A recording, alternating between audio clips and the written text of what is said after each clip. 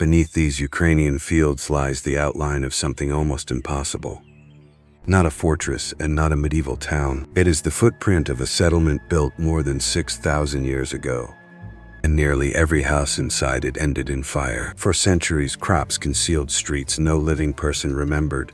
From the ground, the field seemed ordinary. From above, faint circles began to emerge. They marked a vanished world larger than archaeologists expected. Then magnetometers looked beneath the soil without moving a single stone. Instruments traced walls, lanes, kilns, and entire neighborhoods. Thousands of magnetic scars formed a precise circular plan. Each dark signal represented a house transformed by extreme heat. Imagine standing outside that city on its final night. One roof catches, then another, then an entire ring. Flames climb higher than the houses themselves. This was not one isolated accident. At some sites, hundreds or even thousands of buildings were burned. The destruction followed communities for generations. People built, lived, and eventually set their architecture alight. The question is why? Were these cities attacked by enemies? Were they purged of disease, abandoned after ecological collapse, or sacrificed in ritual? Every explanation solves part of the puzzle. None explains all of it. To understand the fires, we must remove modern borders from the landscape. 6,000 years ago, this was a broad forest steppe of rich soil and river valleys. It offered farmers nearly everything they needed. Archaeologists call this world Cucuteni, Trypillia. Their traditions lasted for roughly 2 millennia, yet their largest settlements appeared on the Ukrainian forest steppe. On a modern map, the sites form a vast network. They cluster between major rivers and fertile watersheds. Paths linked households, workshops, and neighboring communities. This was not an isolated experiment. The story begins during the 5th millennium before our era. Egypt had no pyramids, and Stonehenge did not exist. Across most of Europe, settlements remained small. Here, something radically different was taking shape. Farming families brought crops, livestock, and generations of accumulated knowledge. They cleared patches of woodland and worked the black earth. Rivers supplied water and clay. Seasonal movements slowly gave way to permanent architecture. Wheat, barley, peas, and other crops supported expanding communities. Harvests were processed beside the houses. Storage vessels protected grain through winter. A successful field could feed far more people than a hunting camp. Cattle were especially important, providing meat, traction, hides, and social value. Sheep, goats, and pigs also moved around the settlement margins. Animals lived close to people. That closeness created both wealth and risk. Tripilia pottery remains instantly recognizable. Red, black, and white lines spiral around carefully shaped vessels. The designs appear controlled, mathematical, almost hypnotic. Each pot carried labor, skill, and meaning. Small clay figures appear in houses, pits, and communal spaces. Some depict humans, others animals or miniature buildings.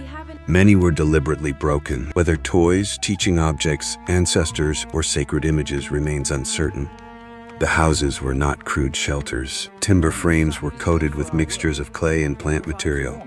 Building one demanded coordinated labor. Instead of growing randomly, many megasites followed concentric plans. Houses stood in rings facing broad corridors. The pattern could extend for kilometers. At the center lay an enormous open zone. It was not packed with homes like a later city square. Its purpose is still debated. Talyanki is among the largest known examples. Geophysical surveys suggest an immense planned settlement covering hundreds of hectares. Its total number of mapped structures runs into the thousands. Nothing comparable existed nearby. At Majdanetsky, researchers combined excavation, radiocarbon dating, and geophysics. The result was not a single frozen city. Neighborhoods developed through time. The settlement was complex, changing, and socially organized. Nebelivka revealed streets, residential rings, kilns, and unusually large buildings. One immense structure has been interpreted as a communal or assembly space. Discovery changed how researchers imagined collective life. These communities could organize at remarkable scale. Calling them cities remains controversial. They lacked kings, writing, bureaucratic archives, and monumental palaces. Yet their scale exceeded most settlements of prehistoric Europe. The safer term is megasite. Population estimates vary because not every mapped house was occupied simultaneously. Some researchers envision many thousands of residents. Others see seasonal gathering centers used by dispersed communities. The disagreement matters. No royal tomb dominates the evidence.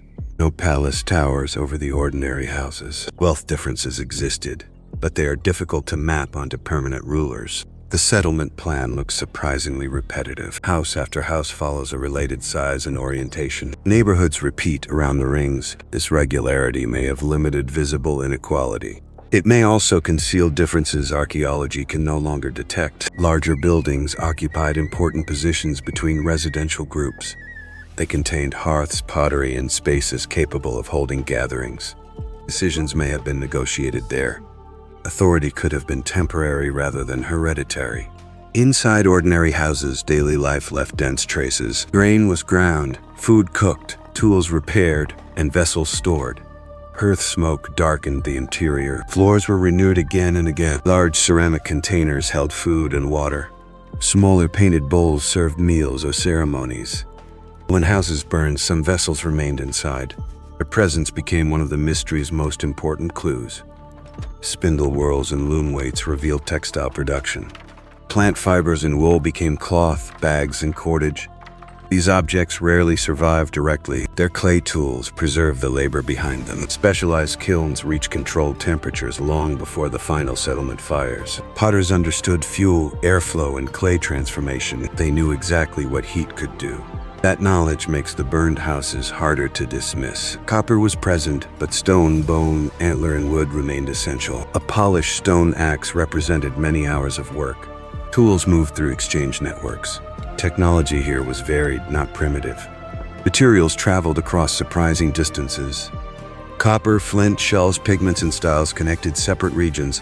Information moved with them. The megasites belonged to a broad social network. Yet there was no alphabet, minted currency, or surviving written law.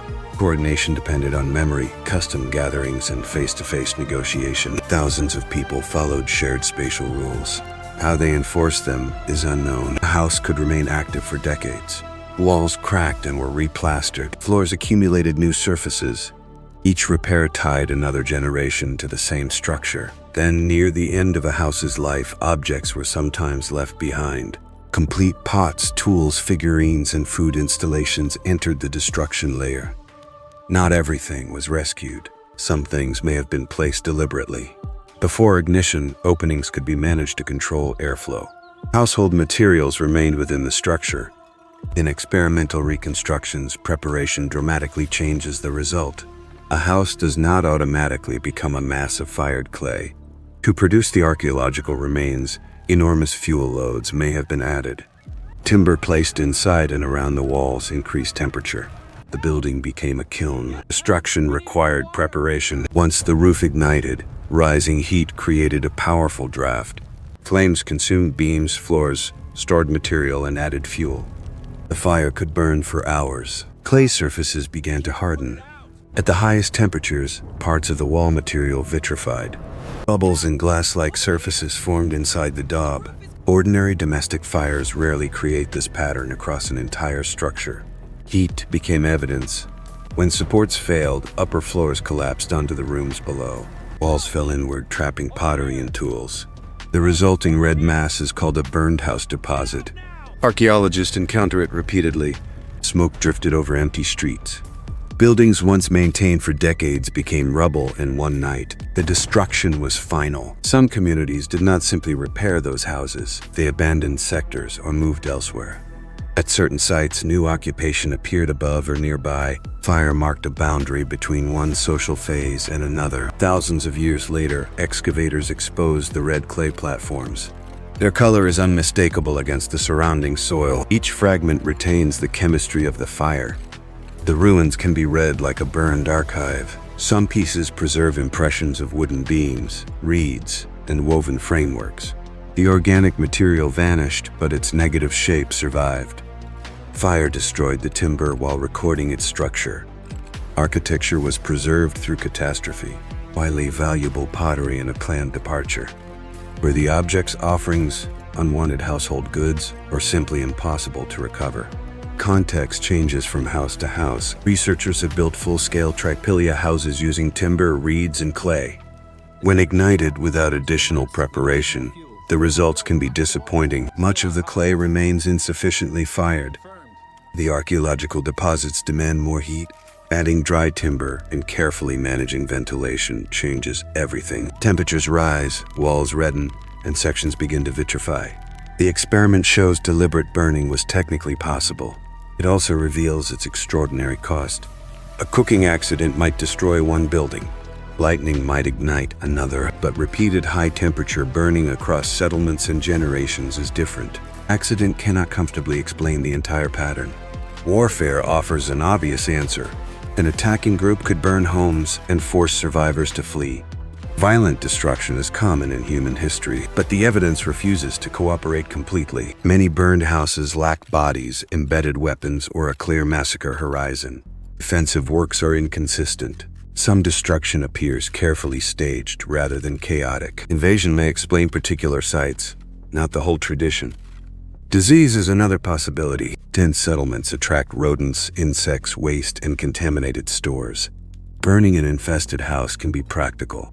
Fire sterilizes what cleaning cannot reach. Flames would destroy parasites, spoiled grain, nests, and accumulated organic debris. A community facing recurring sickness might accept the loss. But burning enormous portions of a settlement would create a new crisis. Shelter and food stores would vanish together. The resource calculation is staggering. Every house contained timber cut, transported, shaped, and assembled by hand. Replacing an entire neighborhood demanded forests and labor. A purely practical explanation must justify that expense. As populations grew, nearby woodland would have retreated. Fuel, construction timber, pasture, and farmland competed for space. Burning useful buildings consumed precisely the material communities needed most. That makes the act look deliberately costly. The ritual interpretation begins with a different assumption.